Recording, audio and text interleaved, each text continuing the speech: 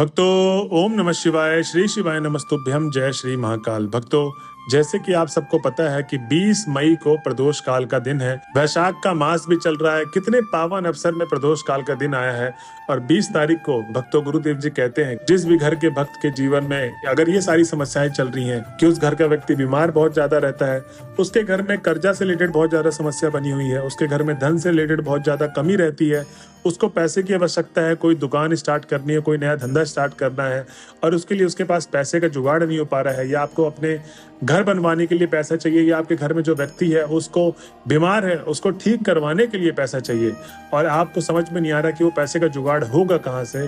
और भक्तों, आपके जीवन में अगर ये भी समस्या चल रही है कि जो आपका बच्चा है वो पढ़ाई में बिल्कुल भी अच्छा नहीं है, उसके नंबर बहुत ज्यादा कम आते हैं, और अगर आपका बच्चा पढ़ाई में अच्छा है और आप चाहते हैं कि मेरे बच्चे के नंबर ऐसे ही बने रहे, वो कभी भी किसी की गलत संगत में ना आए, तो चिंता मत करिए। 20 तारीख जो प्रदोष व्रत का दिन है, उस दिन आप अगर इन उपायों को कर लेते हैं जो गुरुदेव जी ने आज की इस वीडियो में बताया है, तो आपकी जो भी मनोकामनाएं, जैसी भी मनोकामनाएं, वो सारी की सारी मनोकामना आपकी अवश्य पूर्ण होगी।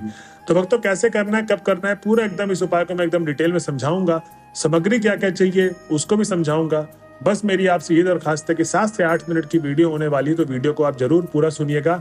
और जो भी आप आज इस वीडियो में सुनेंगे उस उपाय को कहीं ना कहीं लिख लीजिए कॉपी में, और जब आप उपाय करने के जाएंगे प्रदोष काल के दिन इस उपाय को करने के लिए, तो आपको एक बार फिर से उस उपाय को देख लेना है और देखते ही आपको सारा का सारा उपाय स्मरण हो जाएगा। क्योंकि गुरुदेव जी कहते हैं कि ज्यादातर भक्तों की मनोकामना पूर्ण नहीं हो रही है, उसके पीछे कारण यही है कि वो आधा अधूरा उपाय करते हैं, ये गलत तरीके से उपाय करते हैं, और वही चीजें आपको नहीं दोहरानी है। आपको बस इसीलिए किसी न किसी कॉपी में लिख लें जिससे आपको वो सारी चीजें स्मरण रहे, याद रहे, और आप गलत तरीके से उपाय को ना करें। तो चलिए चलते हैं उपाय की तरफ और जानते हैं गुरुदेव जी ने ऐसे कौन से उपाय बताएं जिससे आप प्रदोष काल के दिन जो भी मनोकामना पूर्ति का उपाय करेंगे उससे आपकी मनोकामना पूर्ण होगी। तो भक्तों, उपाय शुरू करने से पहले जो भी भक्त आज हमारे चैनल में पहली बार आए हैं और मेरी आवाज पहली बार सुन रहे हैं, तो चैनल को कर ले सब्सक्राइब और बेल नोटिफिकेशन को ऑन कर ले, जिससे गुरुदेव जी की आने वाली अपकमिंग वीडियोस आपको मिलती रहे। तो भक्तों, सबसे पहले उपाय में गुरुदेव जी बताते हैं कि आपको करना क्या है। इसमें चाहिए आपको 5 कनेर के फूल वाला उपाय करना है। ठीक, परसों के दिन आपको 5 कनेर के फूल वाला उपाय करना है। जो कनेर का फूल लेंगे वो आपको पीले कलर का फूल चाहिए। आपको इस चीज का आपको स्मरण रखना है। कौन से कलर का? पीले कलर का। अब उसके बाद आपको करना यह है भक्तों कि महादेव के सीधा मंदिर में चले जाना है, और जब आप महादेव के मंदिर में पहुंच जाएंगे तो 7 से 10 मिनट भगवान भोले बाबा की आपको करनी है आराधना। जी हाँ भक्तों, आराधना करना है, जाते ही आपको उपाय शुरू नहीं करना है। क्योंकि ज्यादातर भक्त गलती यही करते हैं, जाते ही उपाय को शुरू कर देते हैं। मन अशांत है या शांत है कुछ भी नहीं पता, बस आप उपाय करना शुरू कर देते हैं। इसीलिए जो आपकी मनोकामना पूर्ण नहीं होती। गुरुदेव जी बोलते हैं कि 7 से 10 मिनट आपको आराधना करनी है। जब आपका एकदम मन शांत हो जाएगा, लीन हो जाएगा भगवान के नाम पे, तब आपको उपाय करना शुरू करना है। अब जो 5 कनेर का फूल लेकर गए थे, तो आपको उत्तर दिशा की तरफ मुख करके शिवलिंग के सामने खड़े हो जाना है। ठीक, अब यहाँ से आपको शिवलिंग के 5 अलग अलग जगह पे फूल को अर्पित करना है। गुरुदेव जी बोलते हैं कि जो सबसे पहला वाला फूल होगा वो आपको शिवलिंग के सबसे ऊपर वाले भाग पे अर्पित करना है। और भक्तों ध्यान रहे, जैसे जैसे मैं क्रमांक वाइज बताऊंगा कि पहले वाला फूल कहाँ अर्पित करना है, फिर दूसरे वाला फूल कहाँ अर्पित करना है, वैसे वैसे आपको भी करना है।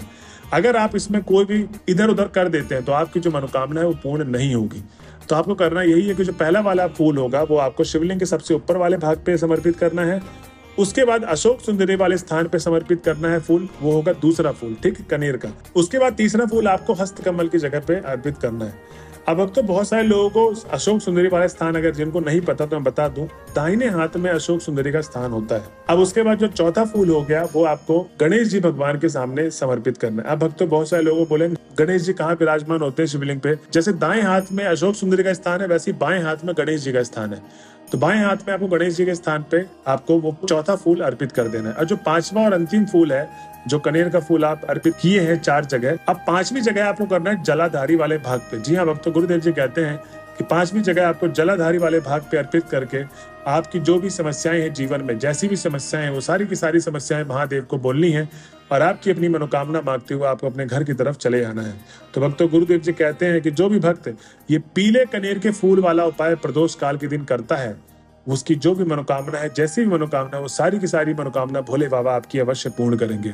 तो भक्तों, ये था पहला उपाय। अब हम चलते हैं अपने अगले उपाय की तरफ, जिसमें गुरुदेव जी बोलते हैं कि जिसके घर में धन से रिलेटेड बहुत ज्यादा समस्या है, एग्जाम से रिलेटेड, जिसका बच्चा एग्जाम की तैयारी कर रहा है और कोई 12th क्लास में है, कोई कॉलेज में है और उसका एग्जाम निकालना बहुत जरूरी है, और उसके बाद कोई घर में बहुत ज्यादा कलेश करता है या रिजल्ट आने वाला है आपके बच्चे का, या कर्जा से रिलेटेड जो भी समस्याएं हैं, जो बहुत ज्यादा कर्जा ले लिया, उसके लिए भी ये उपाय दूसरा वाला आपको गुरुदेव जी ने बताया है।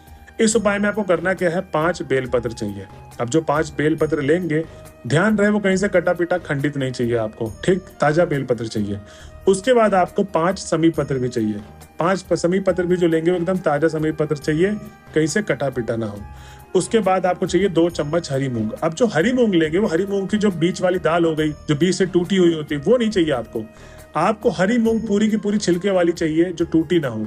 वो आपको 2 चम्मच हरी मूंग। अब ये तीनों सामग्री को लेना है और एक पीतल के लोटे में आपको तीनों सामग्री डाल लेना है, जितनी मात्रा में मैंने बोला है। अब उसके बाद उसके ऊपर से जल भर लें, और जो जल भरेंगे वो घर से भरा हुआ होना चाहिए, आपको मंदिर परिसर से जल नहीं भरना है। अब जब भक्तों आपने जल भर लिया, तो उसके बाद सबसे लास्ट में आपको करना है कि थोड़ा सा गुड़ लें।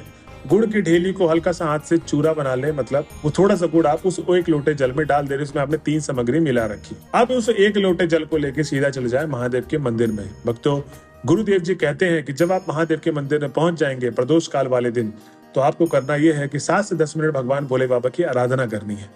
आराधना क्यों करनी होती है मैंने आपको बताया है।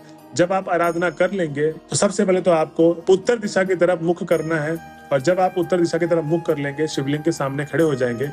अब आपको 1 लोटा जो जल मैंने आपको बताया है कि वो अर्पित करना है, उसका तरीका होता है इस तरीके से ही आपको अर्पित करना है उस 1 लोटे जल को। अब जैसे बहुत सारे लोग क्या करते हैं कि एकदम से पूरा का पूरा 1 लोटा जल उड़ेल देते हैं भगवान भोले बाबा पे, ऐसे नहीं करना है आपको। दूसरा क्या करते हैं लोग, बहुत ज्यादा गलती करते हैं कि बूंद बूंद भगवान शिवलिंग पर अर्पित करते हैं, वैसे नहीं करना है आपको।